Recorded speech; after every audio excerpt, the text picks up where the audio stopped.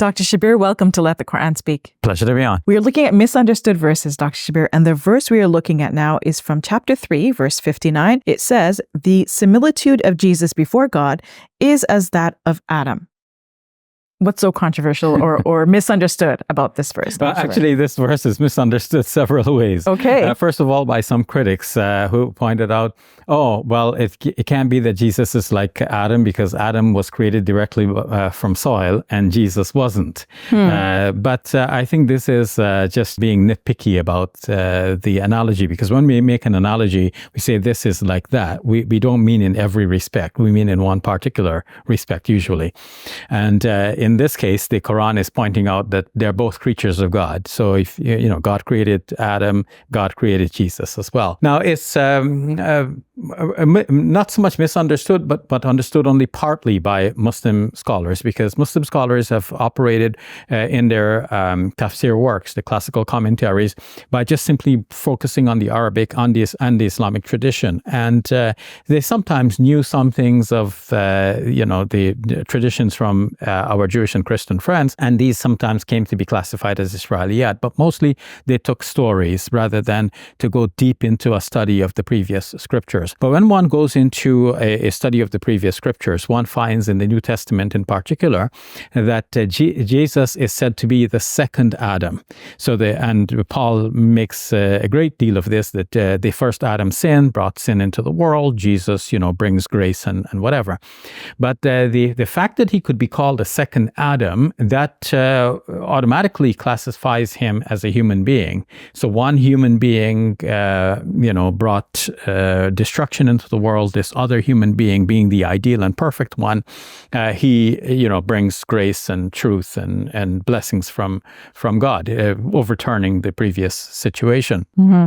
So the Quran could be capitalizing on this idea and saying, okay, if you already believe that Jesus is the second Adam, then Jesus being like Adam would mean that he's a creature of God, as Adam was a creature of God, ideal a human being as he was for his time and place. Especially because the latter part of the verse says that we created them in a similar way, right? Yes, of course, khalaqahu would refer to Adam. God created him from khalaqahu min turabin thumma qala lahu kun fayakun.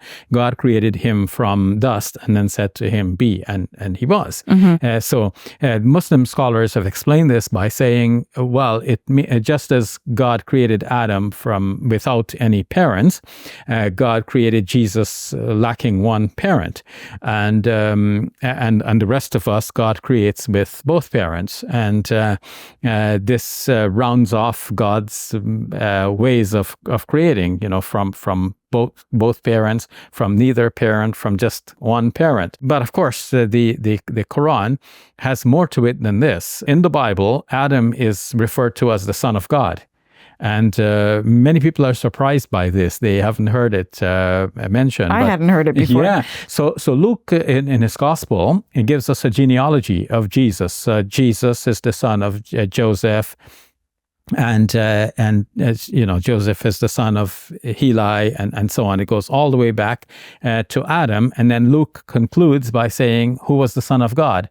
So this one was the son of this one. This is the son of this person. This is the son of that person. Who was the son of Adam? Who was the son of God? If one wanted to be technical, even facetious, one would say that Jesus is, by this link, the great-great-grandson of God, because Adam was already son of God.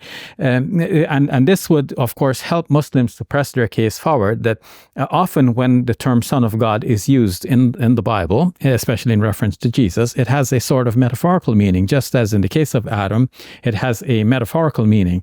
So the Quran could be pressing the case forward as well by saying, look, if you already believe in Adam as the son of God, Jesus is like Adam. And when you say he's the son of God, don't you mean really the same thing? That in a metaphorical way, he's the son of God. Mm-hmm. Meaning like that, an honorific. So yes, God has honored him by referring to him as my son, as if, I come across a lad on the street and I put my hand on his head and say, my son. It doesn't mean that he's literally my son, but it means that I care for him, I respect him, I love him. So in a similar way, the Quran could be drawing attention to the metaphorical use of the term term by giving this analogy between Jesus and Adam. All right, we'll leave it at that, Dr. Shabir. Thank you. You're welcome. Assalamu alaikum. Welcome to Muslim Media Hub, the new home of Let the Quran Speak. Here we spread positivity and good. We help people experience the beauty of Islam and help them appreciate and understand Muslims. This beautiful building we purchased at cost $2.3 million. Yeah, we've already raised a third of that money, and with your help, inshallah, we can pay off the rest. So we're looking for people who can give $1,000 each. If you can be part of the select group, that's amazing. Otherwise, just please give whatever you can. Every dollar counts. It's our collective responsibility to share the message of Islam with our fellow human beings. Please help us continue this good work. It's a sadaqah jariyah, something that will continue to be a benefit to the Muslim community long after Safiya and I are gone. Please support our work at muslimmediahub.com. Your support is zakat eligible and tax deductible. May Allah bless you and your loved ones today and always. Assalamu alaikum. Assalamu alaikum.